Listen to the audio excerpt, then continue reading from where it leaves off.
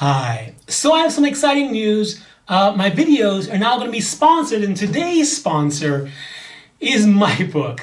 It's a bisexual-friendly romantic suspense called Dying for the Rose, and I will talk about it at the end of this video, so look forward to that. But for right now, I wanted to talk about an email I received at bisexualsacooler@gmail.com because I thought it was very relevant and a lot of people could relate to this. The subject matter is depression and bisexuality. And it reads, what I wanted to talk to you about is mostly straight guys who get off to guys and girls, but find girls more physically or emotionally attractive. How can a guy who is like this deal with their same-sex attractions if hiding isn't an option because he came out of the closet and then went back in, but being out isn't an option because he doesn't want to lower his chances with girls? My life feels screwed up. I'm 18 years old and I know that I have attractions to both sexes. I know that this is normal. I know that a lot or that most people don't care. But I live in a Republican state. My family is Christian. Things are not ideal. I have had gay sex once. It wasn't that enjoyable and it made me feel bad about myself afterwards. But I still know that I have attractions to men. Most of my bad thoughts came from what I believe people think of me. That's what brings me down. If I lived somewhere and nobody knew me, I wouldn't be ashamed or afraid. I would probably just see it as what it is, which is that I can have sex with either a man or a woman. But it's the stigma that is around me that kills me. First of all, I want to say, yeah, I get it. So many guys get it. So many mostly straight guys get every single thing that you have said. This is so incredibly common. For men, very specifically, this is probably the most common experience that any of us have. And I know for sure mostly straight bisexuals, but probably queer bisexuals as well. But I wanted to break this down and talk about bits of this because many of them are relevant. Okay, you know that feeling you talk about being ashamed, feeling bad about yourself after having sex with guys? Every mostly straight guy I have been with has had the exact same experience. In fact, I had that experience for like 7 years. For 7 years from the first time I had sex with a guy, and I'm not talking like I only had it like twice. Every time I had sex with a guy, I would have that feeling. And it was awful, and I would think, okay, well, this like it would be great at the time, I'd love it. And then later on that night, I was like, oh, I shouldn't have done that. And the next day, it's like, I'm never doing that again. I'm never doing that again. That's it. That was the last time. I'm never going to do that again. I'm straight from here on out. And it was ridiculous because it would happen again. And I would feel bad about myself again. But that is a very, very, very common thing. And you're right. It comes from a sense of shame about what you've done and about who you are.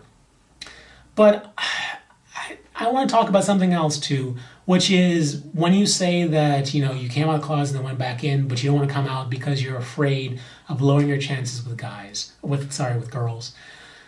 Okay, I feel like that is a part of the whole stigma thing, which is a part of old people think, okay?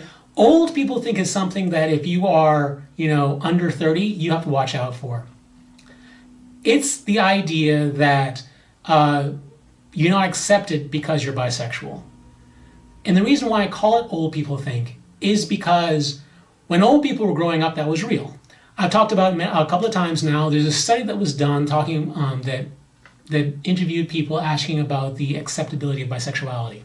It was done in 1972, and at that time, only about 11% of the population, United States population, accepted bisexuality. Then it was done again in 1994, in which case 13% accepted, not a big jump. And then it was done in 1990, and then it was done in 2014, in which case 48% of the population accepted bisexuality. What I'm trying to say is that time matters, generation matters. So old people grew up in the 1990s or in the early 2000s. And at that time, from the study, it shows that acceptability of bisexuality was dismal. It was barely any at all. But you are 18 years old. You are not going to grow up in that world. You're going to watch as other old people live in that world. But in your world, according to the study I talked about last week, 10% of the girls in your high school identify as bisexual. 10%. You know how many girls identified as bisexual in my high school? 0. How many guys? 0. So yes, it's a completely different thing. So the stigma that the old people have about not being accepted, about being bi, it's real, it's true, and honestly, if old people are dating other old people, they have to go through the same stigma. But you aren't dating old people, you're dating young people. You're living in a world with other young people and dating other young people. So your experiences of life will be completely different. So the stigma that you've taken on is not a stigma of your generation, it's a stigma of the old people's generation. Let go of that stigma because it's just not real, it's not true. And it's sad for me, but great for you. The other thing I want to talk about is what you say about Republicans. Like you said, you know, it's tougher for you because you live in a Republican state. That study that talked about acceptability of bisexuality, that wasn't just done in like liberal states. That wasn't just done in blue states. That was done across the country, and they actually interviewed specifically, or they asked people whether they're associated with the church, whether they're associated with a conservative group, and in every category, every single one, acceptance has gone up. So maybe your state isn't exactly where you want it to be today, but every single day that goes by, it gets closer to what you want it to be. And that's reality, that's the truth. So, you know, be patient and know that the percentages are going to change very quickly in your state and in your church. Now, about your family, I get this too. Okay, so story time, no cup. 2 weeks ago, I was at a friend's house, female friend, over 30, and we were talking about the reality of bisexuality. And she said to me, even though she knows I'm bisexual, and even though her best male friend is gay, she said to me that she could never be with a bisexual dude. And I'm like, okay, well, you know, teach their own. However, she, for a long time, was just crazy in love with this dude, and it did not work out. And she was torturing herself about why and how she could make it out and all that stuff. And I had a realization after they broke up. The dude was, in my opinion, without one iota of doubt, that dude was bisexual. I mean, he was just straight on bisexual. Like everything that I now kind of associate as being bisexual characteristics, it was him. He was 100% bisexual. So I said to her, who said that she could never date a bisexual guy, I said, well, it's a good thing that you broke up with him because it wouldn't have worked out anyway because I am 100% sure that he's bisexual. And she said, oh, I mean, I was already in a relationship with him, so, you know, I could date him. Didn't she just say she can date a bisexual, but suddenly she knows bisexual, and then it's a little different. Another story. 7, 8 years ago, I was dating a woman. I say to her, I'm bisexual. She says, I can never date a bisexual. That basically ended our relationship, but we remain friends. 4 months go by. We both have a few drinks. She tries to kiss me. Yeah. What did she just say about not being able to date a bisexual? Another story. A little while before I met her, I had a friend who was... We were just friends. I wasn't even really interested in her. I happened to mention I was bisexual. She volunteered the fact that she could never date a bisexual dude. Okay, fine, whatever. A year and a half goes by. She is professing her love to me. And I point out these stories because it's characteristic of what the true situation is. People are generally afraid of the unknown. Currently, because there are so few bisexuals that are out, bisexuality is the unknown. But as soon as someone is able to associate bisexuality with something that they know, it becomes less fearful and attitudes change. So going back to your parents might not have the greatest attitude towards bisexuality right now, but that's because they don't know anything. To them, it's probably this scary foreign thing. But the minute they associate you and the love that they have for you with bisexuality, their attitudes change. And that's everyone. That's even the worst situations, even when horrible things happen and parents kick out their kids, even with them, it's chipped away. The negativity they have towards bisexuality is chipped away, even in those situations. So if your parents are, actually Christ-following Christians, then it'll probably work like that for you, where they see that, oh, bisexuality isn't a scary thing. It's someone I love, and that means that bisexuality is acceptable. So take all of this into account. Whenever you take take on the stigma, the fear that comes with bisexuality, you're taking on old people's fear. And that's not a fear that you need to worry about, because when you become a young adult, you know, like next year, and you enter the world, you'll be surrounded with people like yourself. And those people have a much higher percentage of acceptability. So if that study were done, you know, about Americans who accept bisexuality, and they interviewed your friends and your people, that number would be exceptionally higher. I hope that feels better, helps you feel better. And you might ask, well, you know, how do I get rid of that bit of stigma that I've already gained? There is really one big cure for that, and that is getting to know other bisexuals, whether it's like YouTube channels like this one, and there's a few out there, or whether it's in person. In person's the best way. Find a bisexual group, go to meetup.com, you'll find other groups there, or maybe there's like an LGBT group in your high school. And as I mentioned in the last video, LGBT in high school does not mean gay and bisexual, gay and lesbians. What it means is actually bisexuals with a few gay and lesbians thrown in there. So that's reality. Go out and find people. And a little note, this is for all mostly straight bisexuals who might be watching this video. If you decide to go and find a bisexual group, and this has happened to many mostly straight bisexuals, you might go to the group kind of nervous, sit down, and then look around and go, oh my goodness, these people are not like me. There's a reason for that. In my experience, there are two types of bisexuals. There's the mostly straight bisexuals, well, let me say, there's the queer bisexuals, and then there's a non-queer bisexuals.